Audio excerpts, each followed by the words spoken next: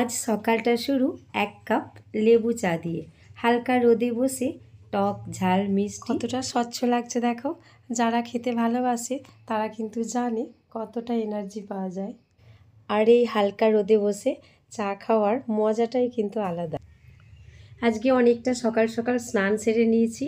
আর পাখিগুলোকে জানো তো কয়েকদিন ধরে না ভালো করে খেতে দেওয়া হচ্ছে না, ওই কোনো রকম হাত বাড়িয়ে দুটো দিয়ে চলে যাচ্ছি।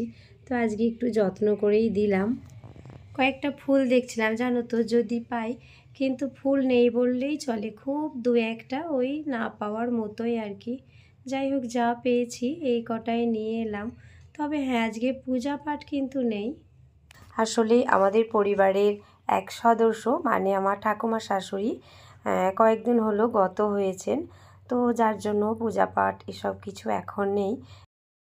উনি জানো তো আমাকে খুব ভালোবাসতেন, আমাকে, আমার কাকুর ছেলেকে, কাকিমাকে আর বাপনকে একটু অন্য রকমভাবেই ভালোবাসতেন। তিনি চলে গেলেন, রেখে গেলেন অসংখ্য স্মৃতি, স্নেহের ছায়া। তো তার অভাব কখনো পূরণ হবে না। আর তিনি একটা এমন মানুষ ছিলেন জানো তো, আগলে রাখতেন, মানে আমাকে আর আমার মাসিকে যদি কারোর সাথে দেখতো যে গল্প করছি বাড়ির সামনে, কারোর সাথে যদি গল্প করতাম না, তো 5 মিনিট কি 10 মিনিট উনি চুপ থাকতেন, তারপর সমানে বলে যেতেন যে বাড়ি আয় রূপা, তুই বাড়ি আয় রূপা, তুই বাড়ি আয়, মানে একভাবেই উনি ডেকে যেতেন। আর এখানে একটা কলা পাতা কাটছি, গতকালের আছে কিন্তু ওটা শুকিয়ে গেছে। তো আজকে এই যে একটা নতুন কাটলাম, এটাতেই খাওয়া দাওয়া করব। আসলে এই তরকারি দিয়ে না ভাত খেতে ভালো লাগছে না, ওই জন্য কী করছি, দুটো করে আলু চালই করছি। এটা যে আমাদের খেতেই হবে এমন না, মানে শাশুড়ি শ্বশুররা ওইগুলো করছে। তো যেহেতু এমনি তরকারি দিয়ে ভাত খেতে পারছি না, তার জন্য আলু চালি একটু রান্না করছি। আর এই ভাতে ভুতো দিয়ে না বেশ ভালো লাগছে জানো তো, একটু আলু ভাতে। তারপরে আলুগুলো তো একদম এখন খুব ছোট ছোট হয়ে গেছে, ক্যাট ক্যাট আলু। তো এগুলোই ভাতে দিচ্ছি, আর এইগুলো ভাজবো, এগুলো কী বলে আমি জানি না।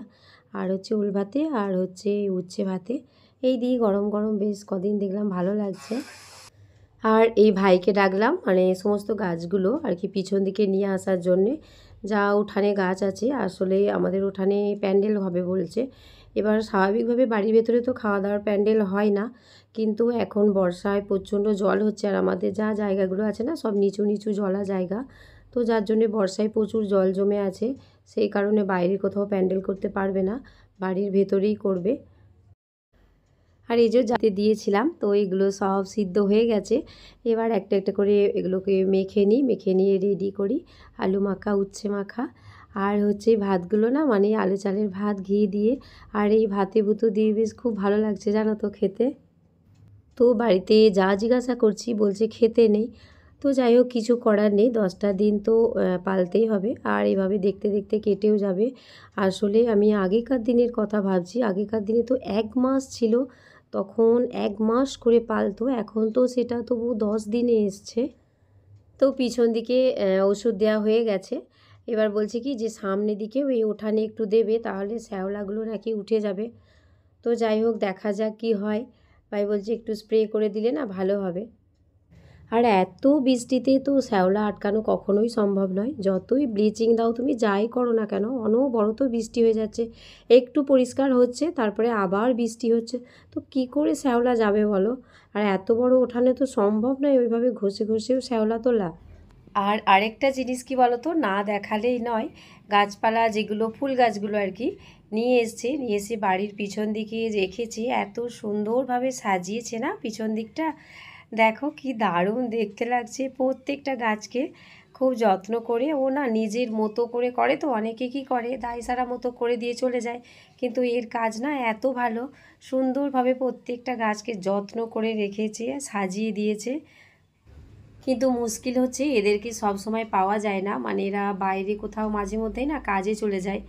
তো যখন আসে, যখন পাই, ওদের দিয়ে এরকম কাজগুলো করাই বেশ ভালো লাগে, নিজের মতো করে সুন্দরভাবে করে দিয়ে যায়। আর এই যে বোধহয় প্যান্ডেলের জন্য জায়গাটা দেখতে এসছে, তো আমার শ্বশুর মশাই এই সামনে, আরও ওইদিকে দূরে যে দাঁড়িয়ে আছে আমার কাকা শ্বশুর, আর এই সামনে দুয়ারে যে দাঁড়িয়ে আছেন উনি হচ্ছে আমার পিস শাশুড়ি।